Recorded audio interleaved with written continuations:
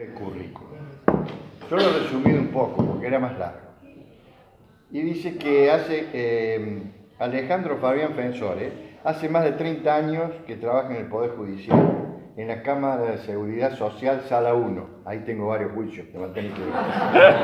Somos varios. Sí, sí. Varios, ¿no? Así que empezá a Anotar. No sabía yo. Socio del Rotary Club de Villa Urquiza desde diciembre de 2007, dentro del mismo ha desempeñado varios cargos. Fue presidente entre el 2012 y 2013 y 18 y 19. Es historiador, investigador y escritor. Miembro académico del Instituto Belgranero de San Miguel. Miembro académico del Museo General Manuel Belgrano. Ha colaborado en la revista Todo es Historia, fundada por Félix Luna en 1967. Ha sido colaborador de la revista Manual de Informaciones del Ejército Argentino. Ha sido colaborador del Diario del Viajero. Es actual presidente de la Biblioteca Popular Domingo Faustino Sarmiento de Villa Urquiza. Ha participado en los festejos de los 200 años de Flores, dando charlas en escuelas primarias y el barrio. Permanentemente da charlas en escuelas primarias y de enseñanza media. Ha obtenido un importante reconocimiento por haber participado en la conferencia Doctor Aguilar en el aula magna del Hospital Enrique Tornú, hablando sobre su historia. En el 25 de mayo del 14, el Diario Popular le ha hecho una nota de página entera en la sección Historias de Vida, en la cual se narra sus principios y su desarrollo en el campo de la historia. Dirige su sitio web de historia, es columnista de radio, televisión, de medios gráficos y sitios web. Participa en forma esporádica como columnista de historia en el programa radial Prevención 21, que se emite los martes de 18 a 20 en la FM 90.7 de Flores. Es conductor del programa radial El Tren de la Historia, que se emite los miércoles de 18 a 19 en Radio Arinfo, la primer radio en Internet.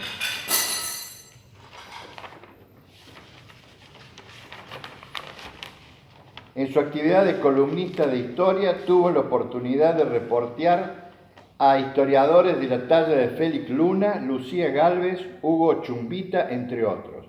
Ha dado numerosas charlas y conferencias en clubes rotarios, bibliotecas, salones académicos, entre otros ámbitos. Un aplauso para nuestro grado. Muchas gracias. ¿Me escuchan bien, no? Pues en cualquier momento se apaga esto, me dijeron. Bueno, primero y principal yo quiero agradecer mucho a este club amigo, Rotary Club de Villa Devoto Norte. Hace varios años que yo vengo esporádicamente a dar charlas, es un honor. Esto no es para dorarles las píldoras a ustedes, pero uno tiene amigos en todos los clubes rotarios, pero en este club es donde más amigos tengo, es de verdad. Así que les agradezco enormemente, sacando mi club, obviamente. Y bueno, para empezar, yo les quiero decir que la historia que nosotros aprendimos en la escuela es una historia muy broncínea, es decir, los próceres en el bronce, intocables, perfectos, que no se equivocaban jamás, casi santos. Algunos historiadores lo que hacemos es bajar un poquito del bronce a esos próceres. Algunos lo hacen con mucha falta de respeto, no es mi caso. No es mi caso. En el caso mío, bajarlos del bronce significa mostrarlos como eran. Es decir, de carne y hueso como nosotros, con defectos y virtudes como nosotros. También ellos se levantaban de mal humor a la mañana. También ellos tenían buen humor. A veces se mandaban macanas como nosotros, exactamente igual. Entonces, eso no va a borrar jamás lo que hicieron en la historia. Absolutamente. Entonces, hablando de San Martín específicamente, San Martín es el personaje que más admiro y que más he estudiado, junto con Belgrano. Yo creo que en casa debo tener más de 70 libros de la vida de San Martín. Bueno, yo ya no entro en mi casa de los libros, porque entre mi señora y yo tenemos muchos libros. Pero de San Martín tengo un montón. Algunos con tendencias de las que yo estoy de acuerdo y otras con las que no tanto. Y específicamente de los amores de San Martín, como se llama la charla, o los amores del Libertador, nosotros aprendimos que San Martín tuvo una única mujer, que era Remedios de Escalada, su esposa abnegada, y después nunca más hemos leído más nada, ¿no es cierto? Y realmente cuando uno va investigando, y ahora que están los medios digitales y todo lo demás, nos damos cuenta que no fue así, que no fue tan feliz el matrimonio de San Martín y Remedios, que hubo cosas en el medio y antes. Si yo tengo que contabilizar más o menos las mujeres que San Martín tuvo en su vida, contando a su esposa, debo contabilizar a 10. 10. 10. Entonces, vamos a empezar, ¿no es cierto? En España, cuando él era oficial, joven, del ejército español, hay un registro de una tal Lola.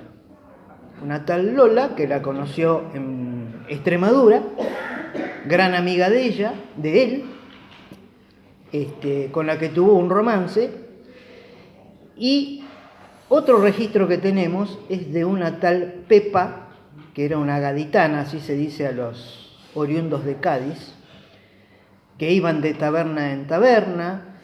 San Martín era un hombre muy culto y muy alegre, tenía la costumbre de tocar la guitarra, él tocaba canciones andaluzas, él había aprendido guitarra con uno de los maestros más renombrados de esa época, que no recuerdo ahora el nombre, y bueno, era un hombre que tenía, para decirlo en otro idioma, mucho levante, ¿no es cierto?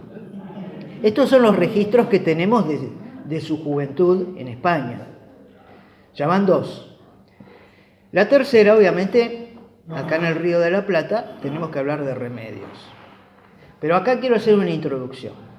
San Martín, cuando viene aquí, al Río de la Plata, en 1812, viene con una foja de servicios impecable, de su carrera en el ejército español, y el gobierno de aquel entonces, el triunvirato, le recomienda la creación del regimiento de granaderos a caballo. San Martín no tenía ningún tipo de relación acá en Buenos Aires. Ustedes recuerden que él nació en Yapeyú, de muy chiquito, a los 5 años más o menos, vino a Buenos Aires con los padres y después enseguida se fueron a España. No tenía ninguna relación aquí. El que sí tenía muchas relaciones en Buenos Aires era Carlos María de Alvear, que vino en la fragata George Canning con San Martín, y su mujer Carmen Quintanilla, que conocían a la gente, a la crème de la sociedad porteña de aquel entonces. Entonces, ellos ayudaron a San Martín a inmiscuirse en las tertulias que estaban de moda en aquel momento, las tertulias top, que eran las tertulias de la familia Riglos, de la familia Oromí, de la familia de Mariquita Sánchez de Thompson y de la familia Escalada.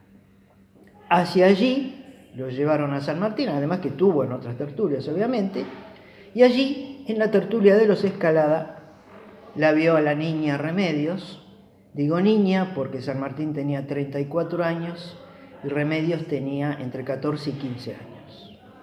Era muy común en aquella época, que las chicas fueran mucho más jóvenes. Allí las miradas van y vienen y él, a un allegado suyo, le dice por lo bajo: esa mujer me ha mirado para toda la vida. Empezaron a salir. A los pocos meses se casan San Martín y Remedios en la Catedral de Buenos Aires, y Carlos de Alvear y Carmen Quintanilla fueron los padrinos de la boda. Algunos, con bastante suspicacia, dicen que tal vez este matrimonio podría haber sido arreglado por la logia Lautaro para que San Martín tuviera relaciones con la sociedad porteña, para sus planes o sus proyectos. Yo no sé si fue tan así, pero algunos lo dicen. Si tenemos que contar los años del matrimonio de San Martín estuvo casado 11 años, y de los 11 años, 6 años y medio la pareja estuvo separada por las campañas de San Martín. O sea, de los 11 años, 6 años y medio.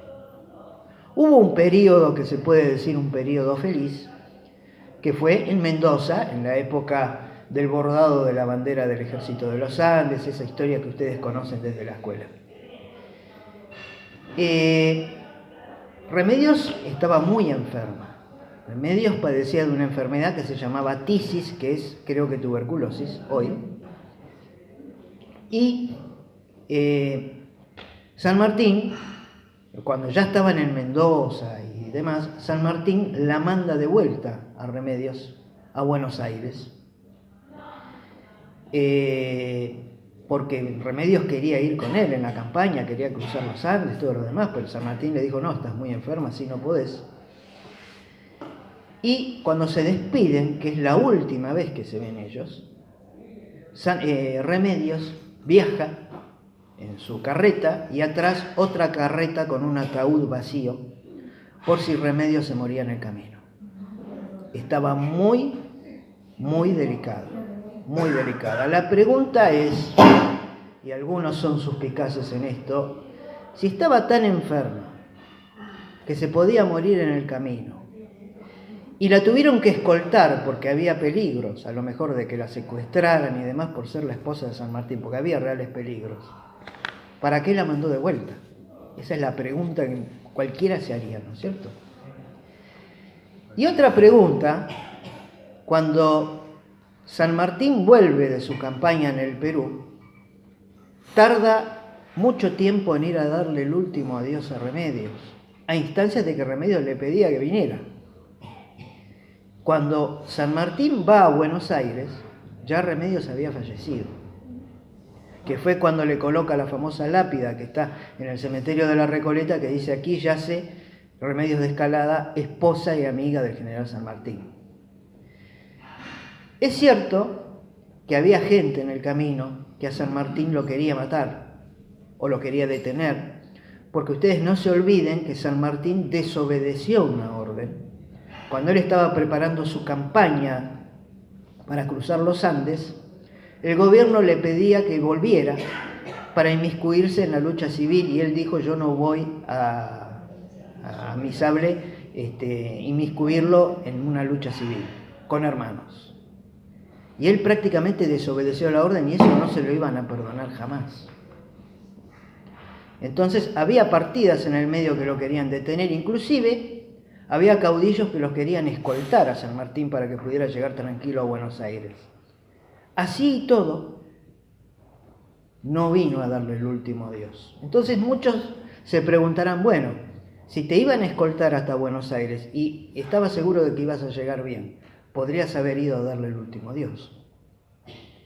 Sin embargo, algunos dicen que posiblemente, esto no está comprobado obviamente, posiblemente Remedios y San Martín hayan terminado peleados. ¿Por qué? Además de las infidelidades de San Martín, hubo comentarios en Mendoza de que hubo 2 granaderos del ejército de San Martín que visitaban asiduamente a Remedios cuando San Martín estaba ausente. San Martín se habría enterado, los habría mandado a rapar y los desterró. Entonces, tal vez, si esto ocurrió, San Martín no se lo debe haber perdonado. Además, hay una escritora que se llama Florencia Canale, que es sobrina en 6ª generación de Remedios de Escalada, que dice que tuvo acceso a documentación, a tradición oral. No lo cita en su novela histórica, no lo cita, pero ella dice que Remedios también le habría sido infiel a San Martín con Bernardo de Monteagudo. Lo que pasa es que hay algo que sí es cierto. No existe actualmente ninguna carta que se hayan escrito los esposos. Si ustedes buscan una carta que San Martín haya escrito Remedios o Remedios a San Martín, no existe. Según Florencia Canale dice que sí, que en la familia existe, pero nunca las dan a conocer. Y lo cita esto, recordémoslo, lo cita en una novela histórica. Pero bueno, llama la atención que sea una descendiente de Remedios la que diga esto, ¿no es cierto? Que habla también de estos dos granaderos que visitaban a Remedios. Entonces, posiblemente hayan terminado peleados, verdaderamente separados. Y hay dos textos, que yo los traje anotados, que también llaman la atención y que existen en el archivo de San Martín. Ustedes lo pueden buscar, lo pueden googlear. Un texto que San Martín le escribe a Tomás Guido, que dice: mi espíritu padeció lo que usted no puede calcular. Algún día lo pondré al alcance de ciertas cosas y estoy seguro, dirá usted, nací para ser un verdadero cornudo. No sabemos si realmente se refiere a lo que nosotros entendemos por cornudo o a lo mejor es una metáfora de otra cosa. No lo sabemos. Pero también hay otro texto que llama la atención, las memorias del general Paz. El general Paz dice: el general San Martín, que estaba en Mendoza, había dispuesto por razones domésticas, que no es del caso explicar, que su señora marchase a Buenos Aires a pesar del mal estado del camino. ¿Cuáles eran entonces las razones domésticas que no es del caso explicar? ¿No es cierto? Entonces esto crea una gran suspicacia. Entonces muchos concluyen que tal vez ellos habrían terminado peleados, realmente. Otra cosa, la suegra de San Martín, doña Tomasa, no lo quería San Martín. Por empezar, no quería que se casasen. Ella a San Martín lo llamaba el soldadote, el plebeyo, el cholo o el indio, porque era morocho San Martín. Tenía mucho desprecio por él. Y cuando San Martín vuelve a Buenos Aires, que ya Remedios estaba muerta, y va a buscar a su hija, que su hija ya tenía 8 años, Merceditas. 8 años tenía Merceditas, que ya ni se acordaba del padre prácticamente. Tuvo resistencia de la suegra, que no le quería entregar la hija, porque estaba toda la familia enojada porque no le fue a dar el último adiós a Remedios. Entonces terminó todo mal en la familia Escalada. Seguimos en los antecedentes amorosos de San Martín. También se habla de una tal Juana Rosa Gramajo, que era íntima amiga de Dolores Elguero, la amante de Belgrano, y que en uno de sus escritos el historiador francés Paul Grossac dice que Juana Rosa Gramajo era la decidida de San Martín, de puño y letra. Esto es lo único que sabemos. Y después, ya vamos por la quinta ahora, tenemos que hablar de Jesusa. Jesusa era la mulata de origen angoleño que asistía a Remedios. Cuando yo les comenté que San Martín la despacha a su mujer a Buenos Aires porque estaba enferma, le ordena a la mulata que se quede con él. Y la mulata lo acompaña hasta Perú. Y Jesusa tuvo un hijo que, según la tradición oral, tenía un gran parecido a San Martín. Un gran parecido. Esto es lo único que sabemos. Después vamos con una sexta mujer que no tiene nombre, se llama aristócrata chilena. Esto lo describe Olazábal en sus memorias y lo describe Sarmiento, que ha escrito mucho de San Martín, diciendo que San Martín gozaba de los favores de una aristócrata chilena. Y supuestamente esta mujer fue compartida, y digo bien la palabra, compartida con Olazábal. Y Olazábal no sabía que San Martín también recibía los favores de esta mujer, por lo cual Olazábal, para no tener problemas con su jefe, se hizo a un lado y dejó el camino libre a San Martín. Vamos por la séptima ahora. Josefa Morales. Rodolfo Terraño le dedicó un libro hace relativamente poco. Josefa Morales, alias Pepa, también Pepa, era la viuda de Pascual Ruiz Huidobro, que fue gobernador de Montevideo, fue virrey. En Mendoza tuvo un romance con San Martín, a tal punto que en la casa de Josefa había un guardarropa de San Martín. Es como si hoy se lleva uno el cepillo de dientes, bueno, igual. Y Josefa quedó en custodia, esto está comprobado, cuando San Martín se fue a Europa, quedó en custodia del sable corvo y del estandarte de Pizarro, que es el símbolo de la conquista del Perú y que el gobierno peruano le había regalado. Durante varios años, esta mujer custodió el sable corvo y el estandarte de Pizarro, pero a Josefa le habían llegado versiones de que San Martín tenía amoríos en Europa. Que ya les digo que no se ha comprobado nada, no se sabe qué pasó en Europa, no sabemos si San Martín tuvo o no tuvo amores, esa parte no se sabe, pero a ella le habían llegado no sé cómo las versiones y no le quería devolver el sable corvo y el estandarte de Pizarro, se lo quería quedar. Entonces tuvo que mandar San Martín a varios emisarios, entre ellos a Goyo Gómez, que era un íntimo amigo de él, para convencerla de que no tenía ningún amor en Europa y que por favor le devolviera el sable corvo y el estandarte de Pizarro. Gracias a Dios rescataron estos dos objetos y San Martín los pudo tener en Europa. Si esto no hubiese sucedido, Rosas no hubiese legado jamás el sable corvo. Jamás. Josefa, San Martín le enviaba dinero a Josefa cuando estaba en Europa.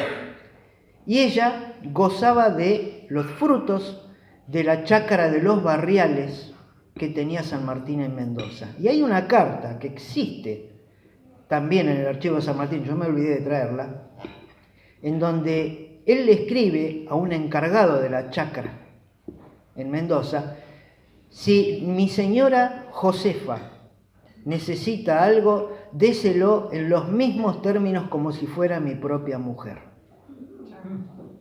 Esto existe, ¿eh? La carta existe, así que hubo un verdadero romance allí.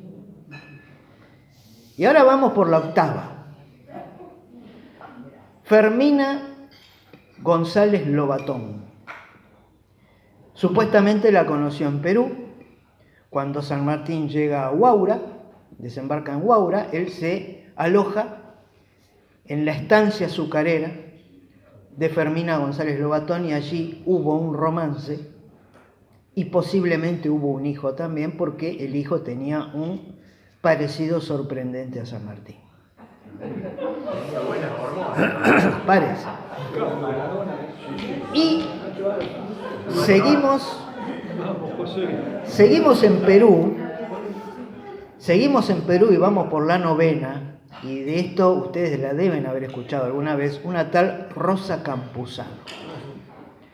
De ella habla mucho Ricardo Palma en un libro que se llama Tradiciones Peruanas, ¿no?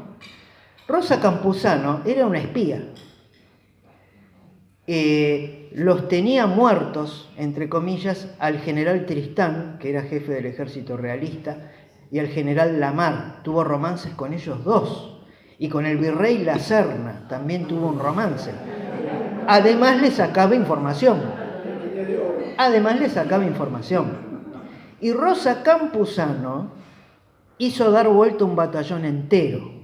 El batallón Numancia, vencedor en las guerras napoleónicas, era un batallón muy respetable, muy poderoso en el ejército español.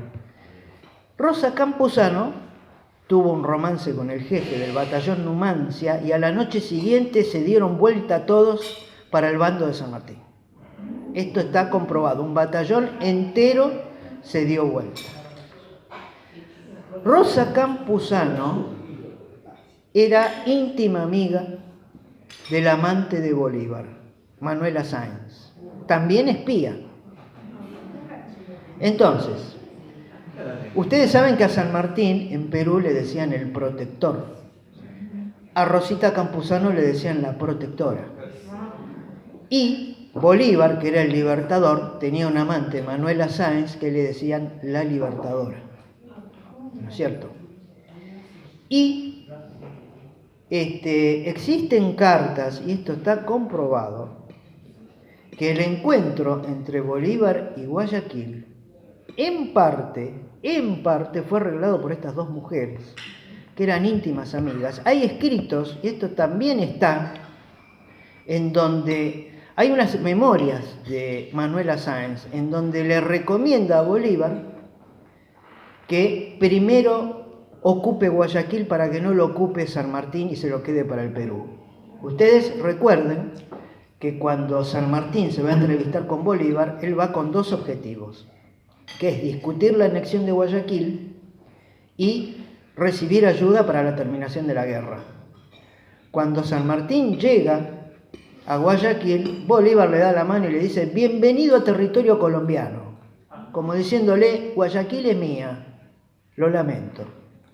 Bueno, hay una carta que está en las memorias de Manuela Sáenz, en donde le pide a su amante que ocupe primero Guayaquil para que San Martín no se la quede para el Perú.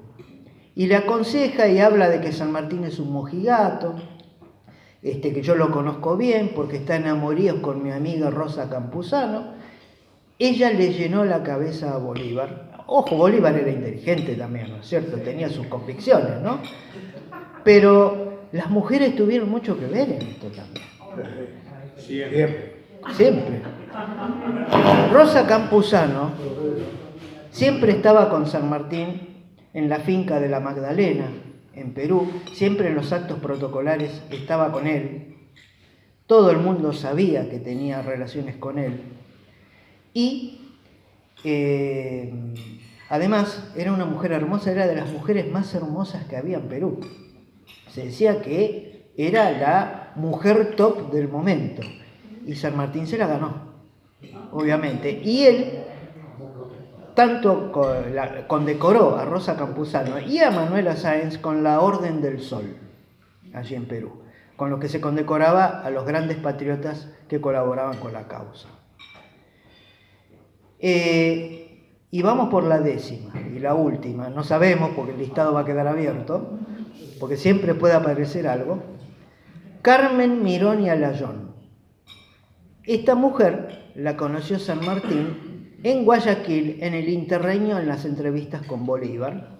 San Martín estaba muy triste y muy apesadumbrado porque las cosas no le estaban yendo bien con Bolívar, pero hay unos brazos generosos que alojaron a San Martín, y hay un hijo